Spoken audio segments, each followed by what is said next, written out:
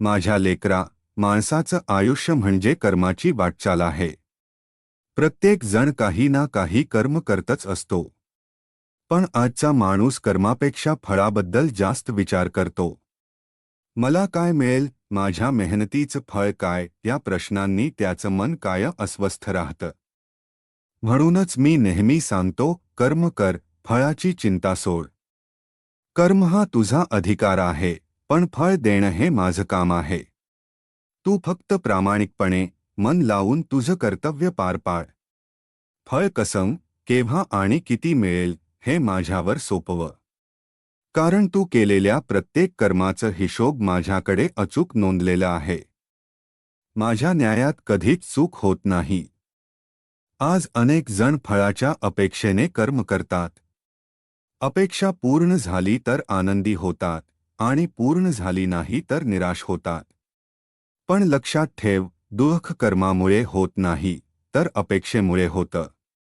अपेक्षेविना केलेलं कर्म मनाला शांती देतं आणि आत्म्याला समाधान देतं. शेतकरी बी पेरतो तेव्हा तो रोज जमिनीत पाहत बसत नाही की अंकुर फुटला का. तो फक्त मेहनत करतो, पाणी घालतो आणि विश्वास ठेवतो. त्याला माहीत असतं की योग्य वेळ आल्यावर पीक नक्की उगवेल. तसंच तुझ्या आयुष्यातही आहे.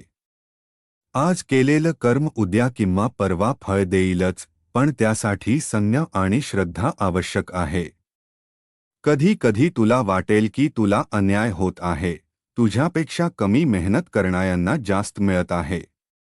पण माझ्या लेकरा, प्रत्येकाचं कर्मफळ वेगळ्या वेळी मिळतं.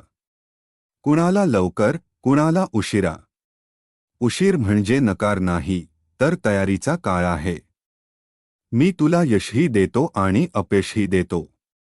यश तुला आत्मविश्वास शिकवतं, तर अपयश तुला जीवनाचा खरा अर्थ समजावून देतं.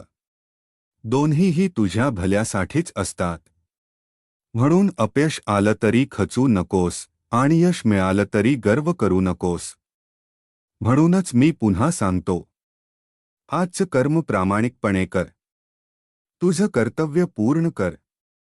मनात श्रद्धा ठेव आणि फळाची चिंता माझ्यावर सोड. मी तुझ्यासोबत आहे. तू फक्त चालत राहा. मार्ग मी आपोआप उघडत जाईन. माझ्या लेकरा, तू कर्म करायला शिकतोयस, हीच तुझी खरी साधना आहे. पण लक्षात ठेव, कर्म करताना मनाची शुद्धता फार महत्त्वाची असते.